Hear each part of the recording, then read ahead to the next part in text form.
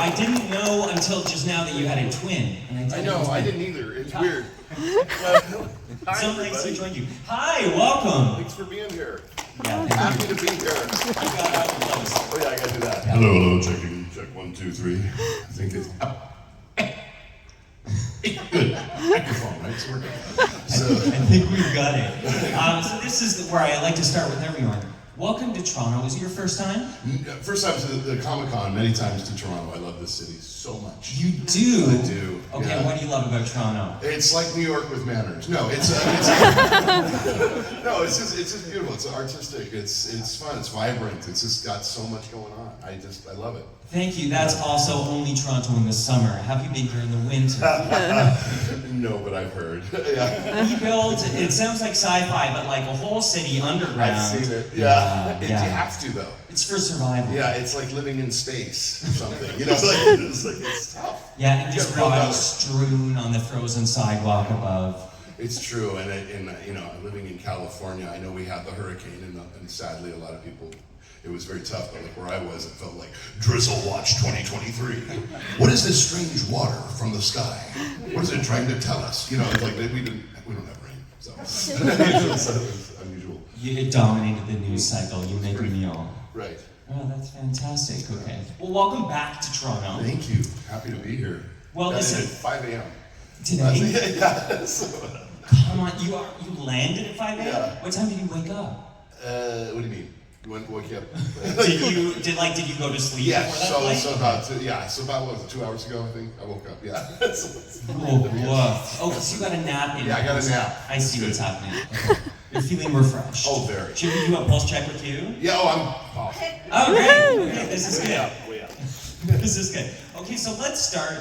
You know, you're known for so many things. First of all, the disclaimer, there is a SAG-AFTRA strike going on that limits some of the things that we can talk about. So if you think there's kind of an elephant in the room and you're like, what's going on? Why aren't they talking about XYZ property? Sure. Or XYZ property for our Canadian friends. That is why. Also, when we do get to the Q&A, I'll remind you, just be mindful. There's certain things. Yeah, I gotta think about that. Like, what am I not allowed to say? I guess I can't promote. That's right. That's I think it. But I can talk about things I've done. Well, you know, but there's even a gray area there. But that is, quite frankly, on you. That sounds so. It's like a political answer.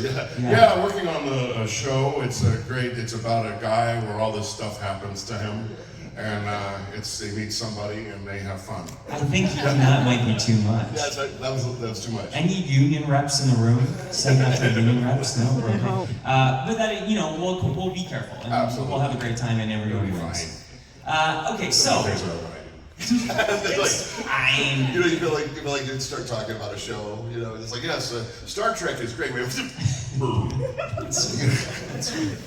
Maybe we'll go back to you got some free theater before with the twin brother thing. Yes. We'll fill the time, is my point. Okay, so let's go back. So, of course, you are beloved for your voice-over work.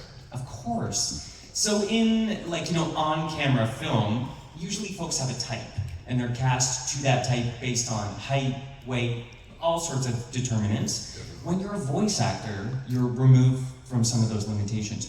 Do you find that you were still cast to type? Sure. Or, so what would you say, what was that when you started, and what is that now? Boy, that's an awesome question. Thank you. Yeah, because it does change. You're still, what's nice is I play utility, so I'm allowed to play highs to lows, meaning utility is like you're playing many different characters on one show, and I'm allowed to have versatility and all that, but generally people know you as a certain way. So if I was always a lot of times I'm the big scary guy, you know, or like even, you know, let's say like even in Wikipedia it was like he's known for being big scary people, you know. I'm like, no, I started as comedy, you know, yelled my way in through video games. I feel like, yeah, you do get typecast. For a long time I've always been often the heavy, the bad guy, or the comedic guy. I'm either here to make you laugh or scare you. That's usually the two.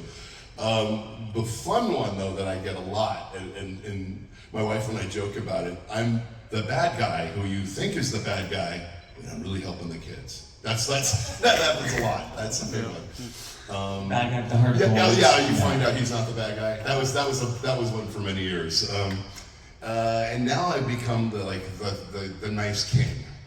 You know, like, you know what I mean? Like I'm sort of like older now. It's like, but you do. I think people, they got to hear you. If they only hear you as this one thing, they like a certain thing. They're like, okay, that's what he does. That's his wheelhouse. And especially if you do something that a lot of people either can't or don't want to do, then they give you like the creatures and the things, because that's something I love to do. Animals, creatures, sound effects. And so typecasting, just like on camera, it's a blessing and a curse. It's a blessing because it's good to be known for doing stuff, and you get to do your wheelhouse, and you get to be really good at a certain thing. But also it can be a curse because you're like, I like to play a different voice. You know, or like I like to do something different than you want to stretch yourself always as an actor. You always want to keep trying new things. So as you started to find that success and kind of, find or achieve a stereotype, I guess, in the industry, or Sure. something that you were known for. Like a niche, yeah. That's a better way to say Yeah. it. Did you start to consciously fight against that niche? I don't. Some people do. And I understand why, because there's some people who, like, if that's all you do, let's just say, for example, I got into this as a stand-up comedian and, doing music, and I love, having a range and trying different voices. But, when you're doing if your whole year is spent going, medic, or whatever, and there's a certain time where your voice is gonna die. And so I know some people have tried to get out of their thing and they say, hey, I also sing, or I do this, but you're still happy to be doing the work. You love doing the work, and I love playing the big scary guys. I love doing it, so it's a pleasure. So I didn't fight it so much because they allowed me to do a lot of other things. But like, for example, there was a period of time early on in my career where I played like just a ton of creatures, which I love playing creatures, right? But then you're known as the creature guy, like D. Bradley Baker. Like, he does every other thing too. But like, I even had directors say, you know what, on our show, there's gonna be a lot of other creatures, a lot of other things. And then I had like other actors go, he does speaking roles too. He talks, this business really likes you to have one dream. You know what I mean? They like you to have one, this is what you do. Because we like labels, because it simplifies things. It's natural to the human existence to be like, oh, I know what that guy is, who that person is. And on a much broader scale, we are not one thing. We are many, many things. And as artists, especially acting, you get to embody a million different personalities and souls and faces. And you want to be able to take all those on, because that's the fun challenge. But I will never turn down the thing where, I've done that before.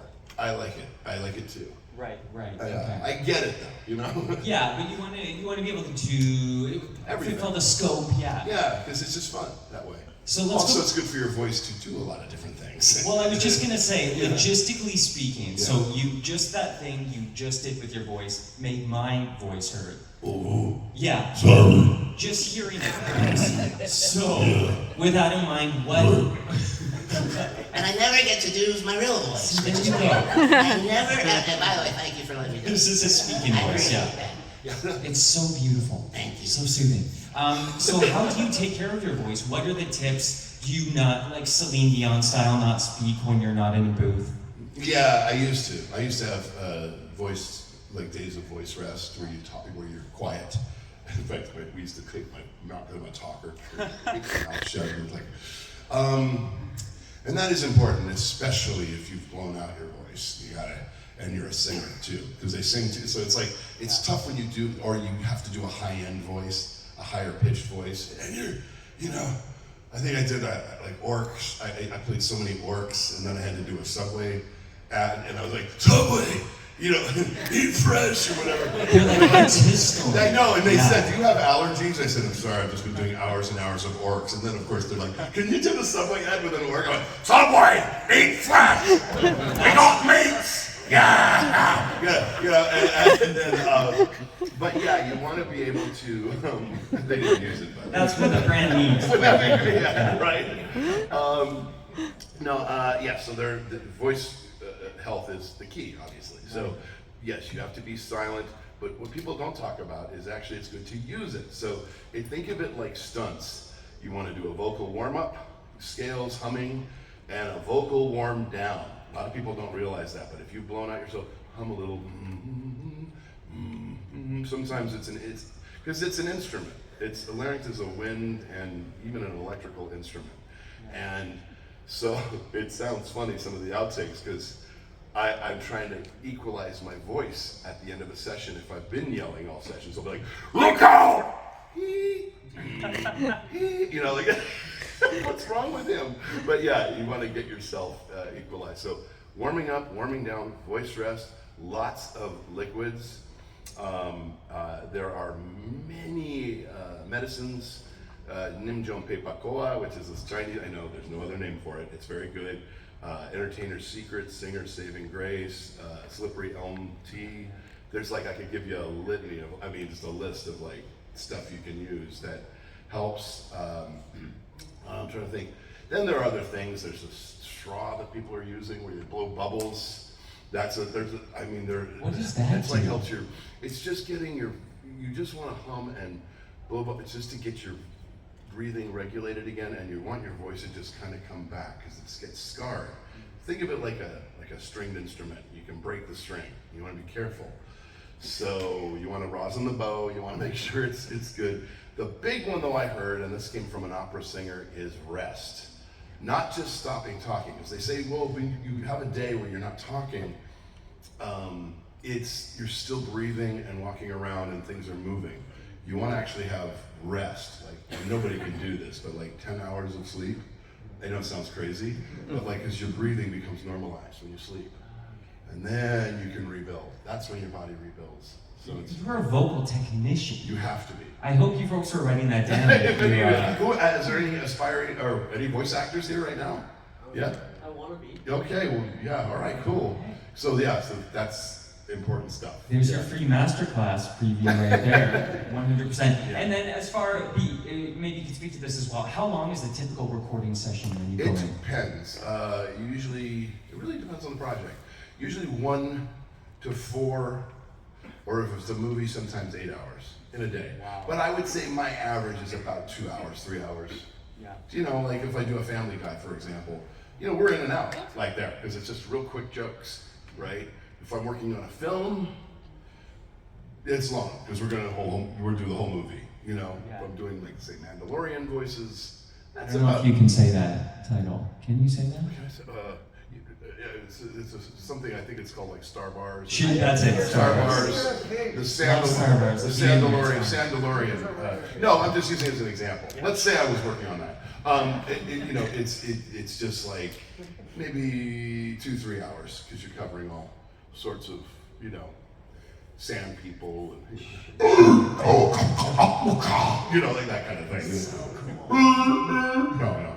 But It's always so weird, sounds that from a canon we're very accustomed to, and when you see a human being do them, something in your brain feels broken. It's so weird. Yeah. Do you remember any time when you guys were kids and you saw like someone do Donald Duck or like Mickey, like an adult man going, "Hey everybody," and you're like, "That ain't right." Yeah. I was Storybots. I did Ask the Storybots, which is this wonderful educational show. And my son, who was 4 at the time, and he loves the show. He doesn't really know what I do. He doesn't understand that I'm one of the characters on there, but he loves the show, and I had him see all the characters do their voices, and his mouth was like, that's not right. It's amazing. Yeah. Okay, so let's go back to animals, because you said you love doing creatures and animals and things like that. And like that one. And I found online you were listed as someone said the top 10 voice actors for animals, specifically for Hit Monkey. Oh, Hit Monkey. Yeah. So just like animals in general, like, are you just the guy who goes to the zoo and in front of the thing is just like mirroring? Like, how do you perfect those sounds? That's exactly right. Truly? Yeah. You try to, and we have these wonderful things called Google, which helps. Touche. You ever think you look up something, it sounds like scientific or a theory The on ads Google. must be crazy, right? I know. Based on your search history. Oh yeah, it's nuts. So yeah, you learn a lot. Birthing monkey. Yeah. You learn specific monkey sounds. You try to emulate them. You record them, play them back, and that's literally what I have to do. Yeah, and also it depends too on what the directors want. For example, Hit Monkey is actually, they really wanted a real monkey sound. Like there's not, I mean, I'm kind of like a deadly Curious George. Okay, there's a little bit of, there's emotion going on, but they kind of wanted him to be the sort of the straight man, the sad, he's sort of the sad character in a weird way. Curious George will be here tomorrow. If you know who I mean. Is he going to be here? Frank will He's going to be here? tomorrow. That's great. You can have a monkey on. Oh, we will. I love that guy. No, he's my really good buddy. I'm so glad he's going to be here. Is Peter Cullen going to be here too? Yes. Yes, good. That's a show. You Oh, three need to take a photo together. I would love that. I would Three love little to. monkeys. Well, yeah, 3 little monkeys and Predator. No, yeah. Yeah. King Kong. What's that? Peter Cullen was King Kong. Yes, and everything. Peter Cullen. I Peter know. Cullen came up with the Predator voice. I know. It's so cool. Coolest thing. I know, it's insane. So yeah, no, they're great guys. Frank is one of those guys. Both of those guys have set the bar for us. If it weren't for guys like them, a lot of us wouldn't be here. No joke. And the nicest people you ever want to meet. I always joke about it because Frank has got the range of, well, he's Curious George to Megatron. There we go. You want to hear range? But that's great. So Hit Monkey was sort of, they wanted a really specific monkey,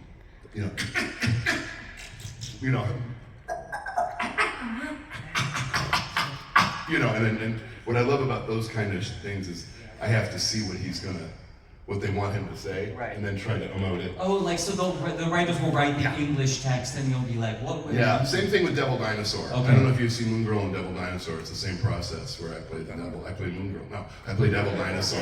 And, I just want to hear like, okay, what is he trying to emote with this? And so that kind of stuff is one of the things I live for. I love the kind of job where it's like having a broken saxophone, showing up and going, what emotions and sounds can I create that is trying to convey this particular message? And that's a cool part of the job. Man, that is so interesting. Because on the one hand, you think it's almost a waste these writers had to write these lines that we're not going to hear, but it's for you. It informs your performance. Oh yeah, you have to. You have to. It's no matter, even if you're playing anything, any animal or any creature, it's all about the living experience. And so you have to know what you're saying or have an intention. That's the main thing of acting is what do you want? What's your intention, and how are you planning on getting it, and what is your state of mind? Those are always a big one. That's another masterclass tip. I hope you're writing these down. Voice You rest. see an apple, and that's good. Yeah, add it to that with a straw with the bubbles. Yeah, that one. We'll get back on that. Well, yeah, find a Look it primary up, you'll source see for it. that It's a voice thing. before you start huffing something. Yeah, don't huff. What's the hardest? We didn't tell you to huff. Don't huff Yeah. What's the hardest animal to do? Is there one? Well, ones that people, hyena was the hardest thing I ever had to do. And, because some animals they don't have the voice box we have. Then when they ask you to do a creature that doesn't really make a sound, like giraffes, they make a sound, but it's so low no one hears it. No joke. It's this long neck. And they can hear each other. Well, have you noticed giraffes are pretty quiet, right? That they're making sounds, but it's like, To get up. yeah, Yeah. they've found a way that you can hear it. But like things like that, I would say, yeah, the hardest are ones that have like the really high end stuff that you have to keep going on. But to the record, for some reason, I think hyena was the hardest one I had to do. I don't know why. Yeah. It was just it was like not what I expected. A lot of animals don't sound, when you really do the research, they don't sound the way you think they're gonna sound. Yeah. Well, as you said that about giraffes, I was like, I certainly never noticed. No, I had to do giraffes research make- on it. They're like, can you do a giraffe? I'm like, no, I mean, I can't. Like, you can, but You have to sort of editorialize and what you we do. expect. You have to make up some Okay. stuff sometimes, yeah. So let's switch to genres now too, because you worked across different genres for voiceover work, like more Western cartoons or anime, video games for sure. Do you approach, I mean, you approach probably the style of work like sci-fi versus whatever differently. You approach sort of that medium differently, like anime versus Western cartoons and video games. Another awesome question. And Thank yeah, you. you do. You don't approach, here's the thing that's weird about it though. You have the same basic approach. Who am I? What do I want? What is, if it's a creature, can I see his mouth? What does he sound like? No, really, I love when they give me a picture. I love seeing a picture, you know? And you come up with ideas, because it's a team effort. It's not just me coming up with something. I'll do it, and the director and the writer say, here, should Soldier 76 be lower? Should he be higher? Should he be here? You know, you have to figure out where you land vocally, what they're, it's funny, the questions you have to ask are hilarious. Like, is he a vampire? Was he always a vampire? Or what was he before he became a vampire? Is this devil from hell, or did he become a demon? You know, like is he a robot? Is he an alien robot? Is he, yeah, the questions are funny. And writers like when you do, because they go, I didn't think about that. He was a ghost. What was he when he was in life, you know?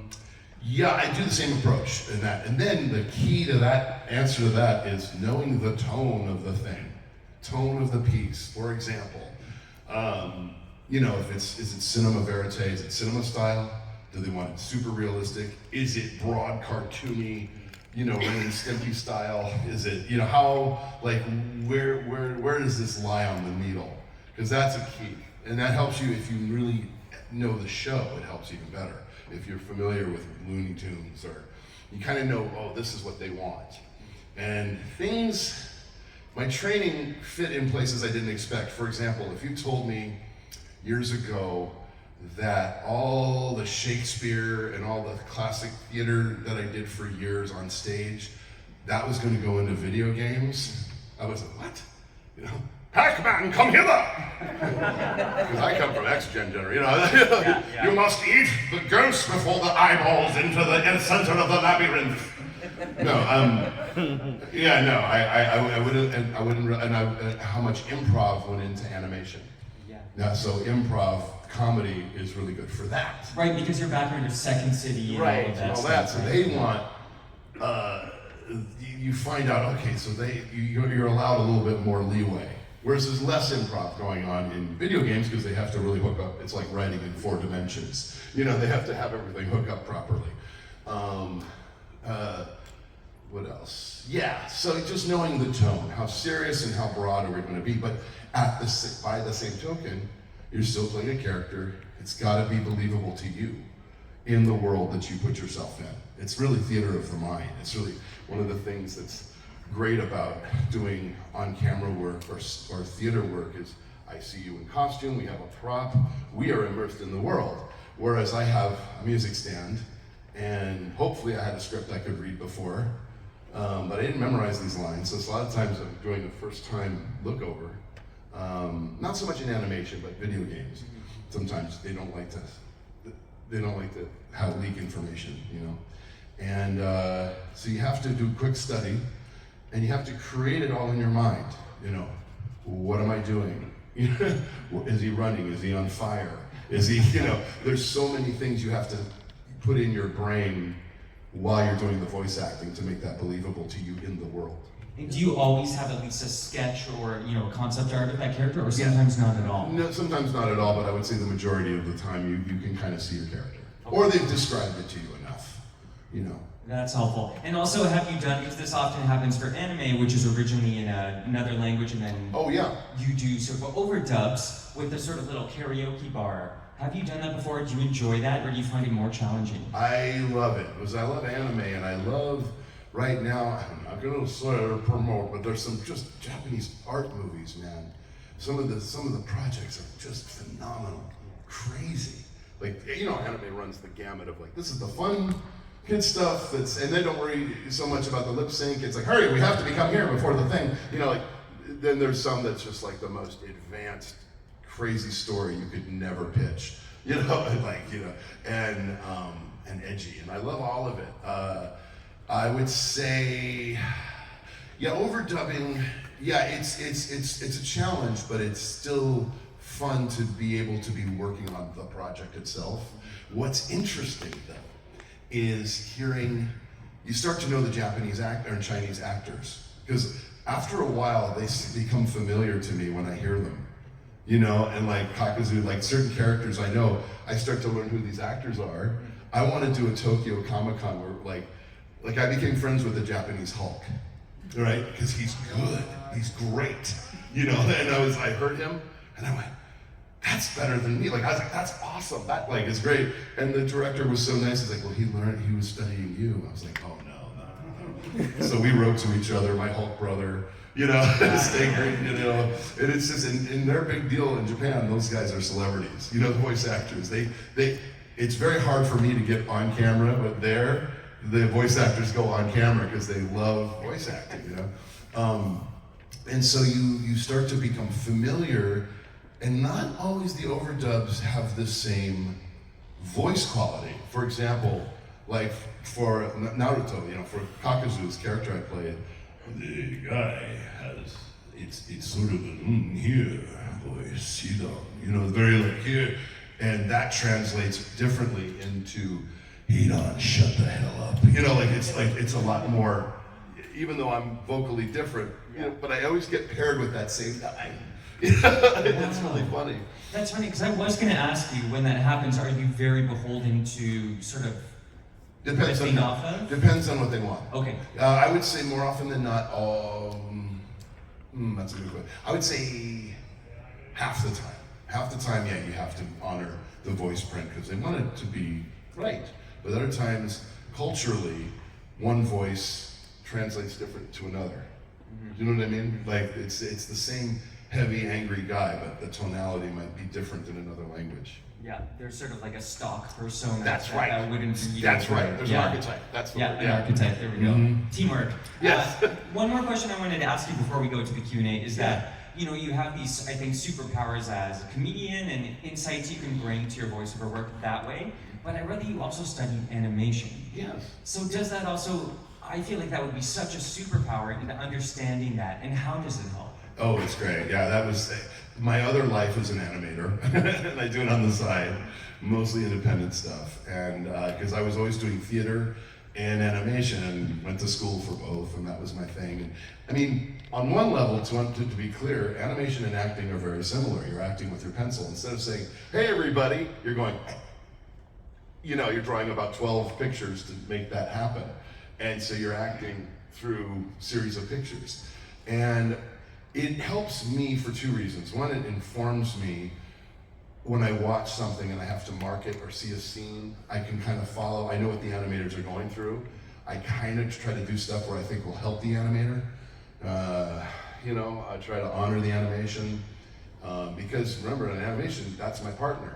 It's not just me. I'm not just the character. One character is a voice, there's a writer, there's a designer, there's an animator, there's a dialogue editor, so a lot goes into one character. You're just part of a bigger team. So to me, it helps me because I know what they are going through and what they need in an animatic. How can I serve them? Yeah, kind of yeah. That's a nice way to think about it, and so reciprocal. They must love working with you. I hope so. Yeah, there we go. I love working with them, so yeah. Okay, so we're gonna open it up to some questions. I would stand up when I announce this part because I need to be authoritative. Oh, authoritative, right now. okay. Yeah, and I'm tall. So there are a couple rules here, gentle rules. And I did it once time for the money. Don't make a big deal. No, I'm sorry. Let's get there. Okay, so this is the Q&A. The Q stands for question. Here's the trick about questions. You may have heard me say this. They have to end in a question mark. Sounds super obvious. Sometimes what happens is people get up here, they say something, it ends in a period. Poor Fred is very confused, but supportive. I'm Always confused. No one knows what to do. We don't know what to do next. So when you get to the end, just make sure your voice rises in intonation, signaling a question, and then Fred knows what to do back. That's perfect. The next thing is don't try and get a free cameo. I'm sure there's a way you can pay for it later or get an autograph somewhere. Oh, sure. Okay. We just avoid the hey, can you say happy birthday to my cousin, and then we record a video. And catch me at the I have a table here, so come on by. Yes, say there's hi, a time you and a know? place for that. Yeah. As well as you can see, Fred is lovely and very affable. The trick with the Q&A as well, ask your question, get a lovely answer, and then give someone else a chance to come up and ask a question too. Sometimes folks get stuck in a bit of a dialogue and then we run out of time. So we just want to get to as many questions as possible. So if you are able, this is meta. Is this a question about the Q&A? This is a question for the Q&A. Love it. Okay. So if you have a cue for the Q&A, just kind of line up here. If you're able in front of this microphone. If you're not able to come to the microphone, you can stay where you are and raise your hand. I was told there'd be no math, right? No math. But I'm good at geometry, so I can do You can do the geometry, shapes. but I don't add and subtract. And I'm not a math guy either, so let's hope that doesn't come Yeah. up. Yeah. I wish I could find X better. But I'll give you shapes till the end. There you go. I've got a calculator, so we're going to do our Okay, best we're as a good. team. Fantastic. And I think this mic is on, if you want to give it a little hand tap. Great, it is. Okay, so what is your question? Okay, so for my question for Fred, considering that you do so many impressions and doing celebrity, voice matching and everything, you've done so many. I couldn't really, list them. But my question is, who is your personal favorite celebrity that you have voice matched for or like doing? There's a couple. I could get into trouble, but Sam Jackson's always fun. I don't give a. All right, never mind. And then you know what, man, and Jeff Bridges, man. You know. That's actually my favorite. Yeah, I have to do him. I had to do him for a lot of stuff. For as Clue and the whole. Yeah. Ironmonger. What's that? Ironmonger from. Yeah. So he's a lot of fun. He's not that far from my own voice. So it's kind of fun just to get back in here and that's a good question, man, Thank you. Great question. Thank you so much. Okay, Luigi. Hamburgers! No, there we go. Do you have any advice for folks? You look great, by the way. That's awesome. What's that? Do you have any advice for folks looking to enter the entertainment industry? Yes, keep at it. Don't really bank on yourself, okay? Learn as much as you can, never stop learning. If you're into voice acting, learn acting first. Acting's the primary thing. And then, are you talking specifically voice acting or just showbiz? Just keep creating and go and learn it. Are you going to school for anything or do that? Learn as much as you can. You don't have to have degrees and stuff. I'm just saying, it's a constant learning. It's just like it's any art form. It's never a mastery. It's always just improving. And just keep at it and go follow your passion. Do not, just go for it. Just absolutely don't dissuade yourself. That is great advice. Yeah. Thank you. Great question. Sure. Okay, next up. Hi. I know I dress like Thank you for reporting for duty, sir. Tactical visor on my face. Even though I dress like soldier, my favorite role you've done is Saren in Mass Effect. Is still the best Mass Effect villain after 4 games. I appreciate that, my friend. Yes. It is very good to be here, even though it is too late for me. Do you have any fun stories about working on Mass Effect? Yeah, just that.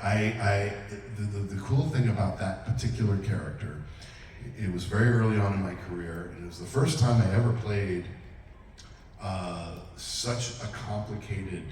I don't necessarily think of. I know he's the villain, but he's one of those guys. There's so many characters in sci-fi that should have been good. He should have been a good guy.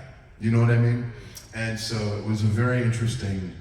It was the meatiest, most complicated theatrical role I had played. And I never realized that that's where this is going. I didn't realize what Mass Effect. I didn't know what it was, going in, and I was like, this is really in depth. And so it was a joy. I was so excited to play this, and what makes me so happy is that people still are responding to it today.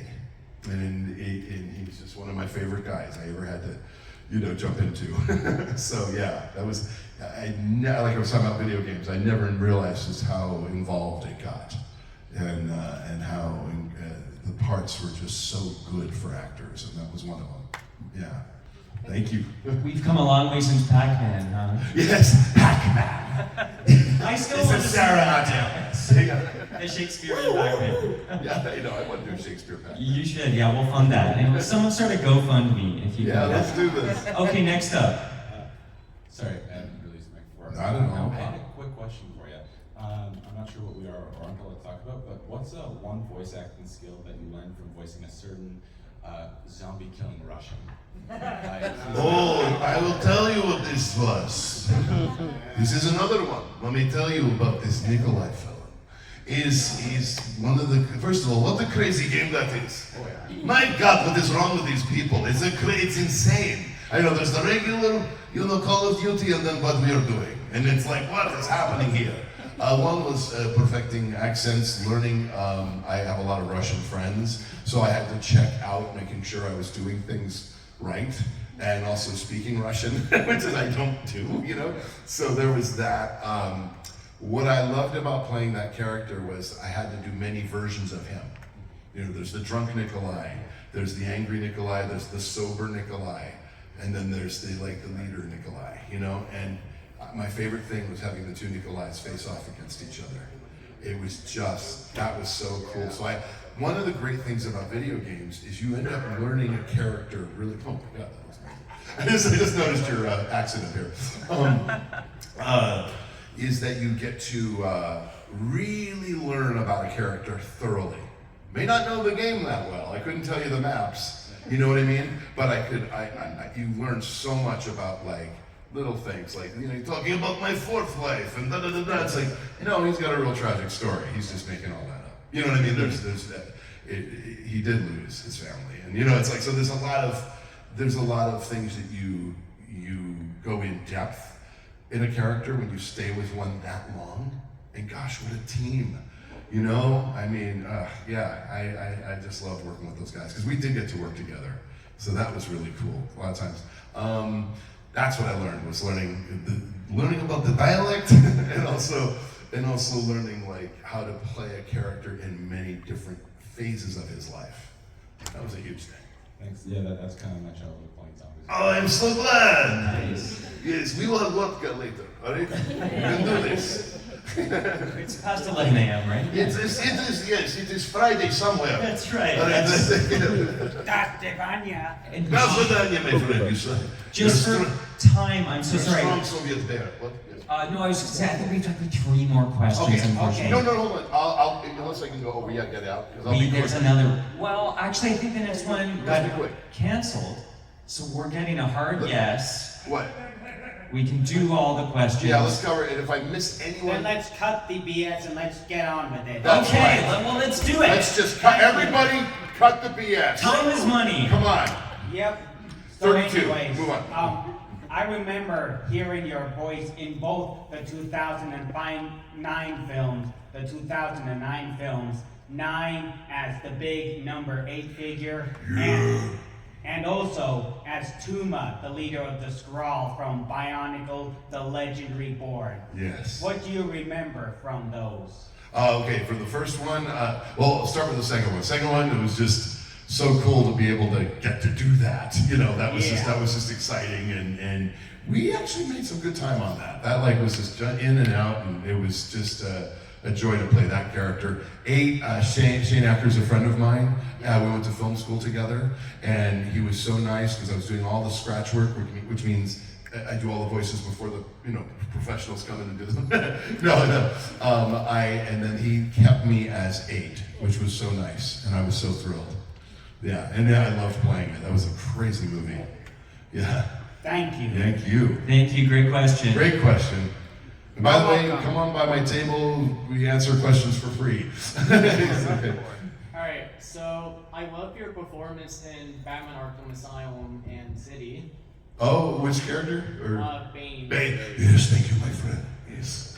What's your favorite villain that you played in your career? Oh, well, Saren's one of them right there. There's so many. It's so hard to say, but that would be an example of one of them. I love all the DC. I'm a bad guy in DC and a good guy in Marvel. I don't know why, but that's it. yeah. Bane, Grundy, and Croc are fun too. But thank you. Yeah. Alright, thank you. Thank you. There's so many. Hola, everybody. Hi. First of all, let me thank you for giving us so many great voices over the years. We Oh, appreciate thank it you. so much. That's why we're here. Oh, you guys are the best. Thank you.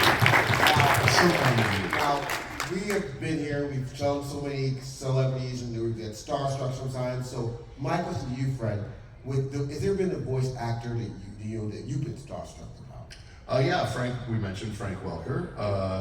There's too many. Peter Cullen, Frank Welker, Tim Conway. Boy, oh boy, I'm working with Lawrence Fishburne now, and he's the nicest guy in the world. It's tough because you turn into the Chris Farley show. I don't know if any of you know what I'm talking about. You remember the movie you're in? Or when I met, Mark Hamill. You remember Star Wars? That was cool. Yeah, so, and everyone's so gracious. Yeah, there's so many. Billy West, it goes on. Rob Paulson. Actually, what's really funny is they're all my friends now. So it's really weird to have like Maurice LaMarche be like a hero of mine, and now he's my buddy. It's like, whoa, that's cool. craziness. That's cool. Yeah. All right, well, thank you so much. Thank you so much. Great question. Thank you so much. They're all great questions. Thank you. So my question for you is, like, as you guys heard when you asked about I want to be in voice acting, is when you're actually performing, like, any of your voice lines, be it Soldier 76 from Overwatch or Zero Tall from StarCraft, would it be, do you work with the other actors themselves, or are you just in the studio by yourself? Generally, I'm by myself. Soldier I've always done, just sort of in the booth. There have been cut scenes. When I do Zeratul, I always feel like I have to do the face. Zeratul, we had some group scenes together. Because you remember there's a lot of in-cut films. Yes. Like there's a lot of like cut scenes. Yeah. So that we did do together. A lot of StarCraft was together. Yeah, that's actually, I just started playing that one just last week. So Good, enjoy that's it. that's why I was so excited. That's a kind of one of my. I love him so much. He's like the good Darth Vader, like he really is. He's Zeratul. Well, thank you very much for coming. Thank you, and thank you for your T-shirt there. Yeah, nice one. Yeah. Hi. I had one quick question. Sure. So, who was your favorite voice actor to work with while you were voice acting Soldier on Overwatch? Again, I didn't get to work with anyone in the Overwatch team, sadly, but and it's so funny because Keith Ferguson's a really good friend of mine, and Reyes and Soldier have a big beef with each other. I ended up, I'm just so impressed with that entire game, okay, and all the actors on there. We're all friends. But we never get to work together. It's so sad. But I love even the films they make of each character. That's incredible. But yeah, I would just say most of them are my really dear friends. I just never get to work with anybody. Sadly, I never get to work with anyone. But Soldier of One, just for that day. All right. Thank you so much. Thank you. Appreciate you, Soldier. Oh, you've got a Ninja Turtle here. Yeah, that you look great. Thank you, Hulk. Oh, yeah. Easy being green, is it? No. And just to check in, I think whoever's up for a question now, that's okay, but let's make sure we're not adding any new people to the line from this point on. We don't want to get in trouble. I'm stuck in Hulk voice. Yeah, sorry I'm late. I came in late. Don't worry. I was late too. Sorry about that. Anyways, what's your favorite music to listen to and why? What's my favorite what? My favorite kind of music that you like to listen to. Music, okay. And what else? And what's your favorite food to eat and why? Okay. Music, I am a music junkie. I literally like every freaking thing. I tend to rock out. I like to do rock and roll, but I love everything across the board. I'm ridiculous. I change the station every day. I just love music of all genres. I really do. Favorite food? I'm just gonna say ice cream. I love ice cream. It should be a food group, but I can't eat it. But Pistachio. Yeah. Huge pistachio fan. Huge what? Pistachio fan. Which one? I'm a huge pistachio fan. And Pistachio. Oh, pistachio. Let's hear it for pistachio ice cream. Come on, I agree with that. One I of the agree with greats. that. One of the greats, truly. Thank you so much. Great question. I'm more of a cookie Cookie Monster flavored. Okay, well, you can have them all. It's the weekend, right? Yeah. Why limit yourself? I Thank could you, not great agree with question. you more, my Thank you. You friend. guys are so cute. Oh, you're cute. Thank you. Okay, You're next awesome. up. Hey. Hi. I have a I see you question- got the memo, though. Yeah. Yes, I have a question about voice acting. Yes. Like, how much leeway do you have in your lines? Like, do you sometimes read a line and think, wait, it could work better, like if he said this. Yes. Can you do that? Change the line? Yes. I think. Yeah, the rule with that is always do it as written, because writers need to hear their words. But then you can also say, you can ask and say, may I make a suggestion? Can I do it this way? Especially if it's a character you know really well. Like for Hulk, for example, there have been times where they want Hulk to do certain things, and I don't ever say like, never do that. You know, that you don't want to do that. But like, I'm okay. I ask, always do it as written, and say, can I? If you really feel like you have to change it, go ahead. But ask them ahead of time. Yeah. Great question, Absolutely. thank you. That's a great question, because it comes up. And a lot. folks back there, just be mindful, it's a little hard for some folks to hear during the Q&A, so if you could just keep your conversation a little more quietly, I don't think you're listening. That's okay. Let's go on to the last question, thank you. Hello. Thank you, and I have a question again related to voice acting. Considering that you've done many voices, especially a lot of characters that have similar voices, Yes. or that you sometimes voice multiple characters in a single show, how do you go about making sure that characters don't start sounding very similar? Boy. That it doesn't sound like it's the same guy talking over and over. Boy, you are right on the money. That is the bane. No, that is a big part of my existence. Okay, so yeah, it's like singing. Is that certain characters live in different parts of your voice? Like for example, you know, Hulk, I know where he is, right? You know, if I'm doing this gentleman over here, I know, you know, where it's going to be in here and how he speaks in his cadence. So you remember in voice, you have choices of pitch, cadence, speed, you know, dialect. Sometimes I change the dialect depending. It's tough because a lot of people want me to do, for example, when I'm Solomon Grundy, right? A lot of people want me to do the Hulk voice for Solomon Grundy, right? Now they're not in the same universe, but I always feel like, you know, can I push it away from that and make him more Solomon Grundy, whereas Hulk's a little more like this. But don't you see how close those are? And so you have to kind of, I work very hard at trying to make them specific. It is a big deal. You know, you try to, when you're doing multiple characters, it's easy in a show, because what I'll do is I'll set the voice ahead of time. Okay, the pilot's gonna sound like this guy's gonna sound like this, the alien's gonna sound like this, and I try to check it out with the director ahead of time, so we kind of know they're very different from each other, especially if they're in the same scene.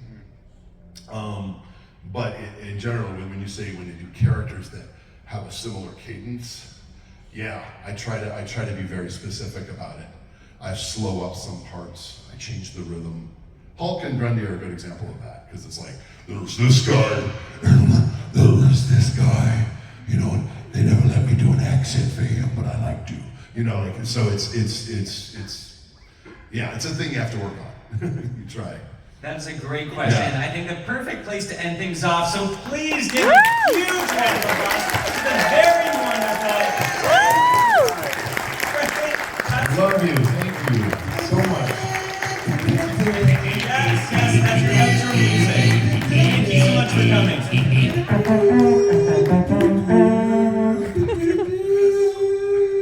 Boom. Thank you so much. Oh, cool. Take care. Where's your booth, by the way? At the very end, right, Missy? Where are we? We're at the very far corner. far corner. Awesome. Oh, someone's calling me. I know, that's crazy. That was wonderful. Thank you so much.